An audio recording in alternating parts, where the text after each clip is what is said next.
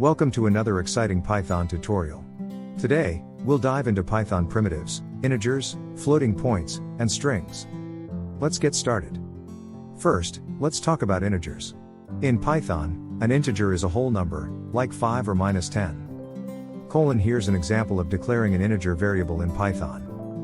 Python my_integer equals 42. We've created a variable my_integer and assigned it the value 42.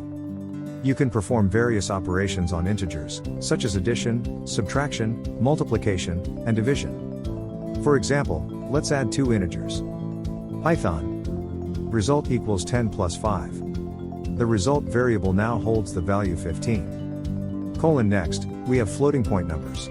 These are numbers with decimal points, like 3.14 or -0.5. Here's an example of declaring a floating point variable in Python. Python my_float equals 3.14. We've created a variable my_float and assigned it the value 3.14. You can perform similar operations on floating point numbers as you do with integers. Let's multiply two floating point numbers. Python result equals 2.5 times 1.5. The result variable now holds the value 3.75. Lastly, let's explore strings. In Python, strings are sequences of characters, like hello, world, or Python. Here's an example of declaring a string variable in Python. Python my_string equals hello, world. We've created a variable my_string and assigned it the string hello, world. Strings can be manipulated in various ways, like concatenating them or extracting specific characters.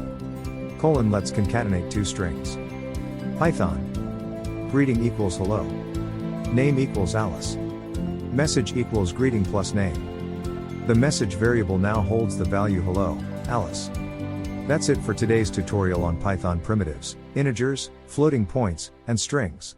We've covered how to declare these types of variables and perform basic operations on them. Remember, Python is a versatile language, and mastering these fundamentals will set you on the path to becoming a Python pro.